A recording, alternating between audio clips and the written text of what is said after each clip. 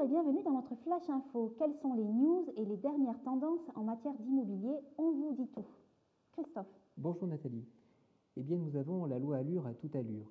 Après avoir démarré l'année avec une série de décrets, la loi Allure entend bien franchir la ligne d'arrivée avec ses 60 décrets. Effectivement, seuls 48 à ce jour ont été publiés. Parmi les nouvelles mesures attendues, on trouve donc au niveau des diagnostics les propriétaires qui devront remettre aux locataires un état de contrôle et de recherche d'amiante ainsi que des installations, gaz et électricité. Autre nouveauté attendue, un nouveau état des lieux pour limiter les risques de contentieux à la sortie du logement. Et enfin, un registre pour immatriculer les copropriétés de plus de 200 lots afin d'identifier la situation financière, le syndicat de copropriétaires et les éventuelles procédures judiciaires.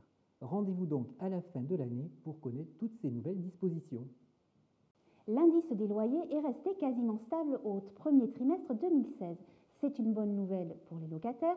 L'indice de référence des loyers n'a quasiment pas bougé au premier trimestre 2016. Il a très légèrement augmenté, plus 0,06% selon l'INSEE. Cet indice de référence de loyer permet de réviser les loyers tous les ans si le contrat de location prévoit une clause d'indexation. Il permet donc de prémunir les locataires contre une hausse abusive de loyer de la part de certains bailleurs.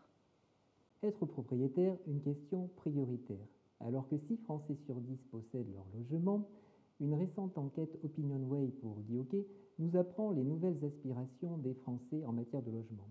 Un tiers d'entre eux s'intéressent à l'habitat participatif et souhaiteraient concevoir leur logement à plusieurs pour disposer d'une salle de réception commune ou partager un jardin. Un tiers aimerait bien aussi disposer d'une pièce qui pourrait leur servir de bureau pour installer une activité professionnelle. Notons que la moitié d'entre eux voient dans l'immobilier un moyen de sécuriser leur avenir en disposant d'un investissement locatif qui leur procurera des revenus le moment de la retraite venu. Christophe, avez-vous entendu parler du co-housing? Non, Nathalie. Alors, le co-housing ou encore cohabitat ou habitat participatif permet d'acheter à plusieurs un bien immobilier et c'est très tendance. L'avantage principal, c'est que vous payez moins cher et vous pouvez acheter plus grand. En contrepartie, vous partagez les parties communes, vous partagez les tâches ménagères et parfois même la garde de vos enfants. Si ce principe est moins adapté à l'achat de résidence principale, car il faut vivre ensemble à l'année, cela semble se prêter parfaitement bien à l'achat de résidences secondaires.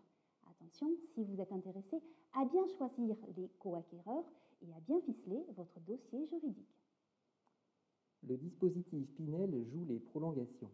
Donné gagnant pour investir dans l'immobilier, le dispositif de réduction d'impôt Pinel se voit prolongé jusqu'à fin 2017. Rappelons qu'il permet de déduire du montant de ces impôts de 12 à 20% du prix d'un logement neuf à condition de le louer. Précisons que la défiscalisation fonctionne en louant également à un enfant ou un parent. Une bonne formule donc qui permet de réaliser un bon projet à condition de bien choisir l'emplacement de son investissement. Voilà, c'est la fin de notre Flash Info. À bientôt pour d'autres actus. Au revoir.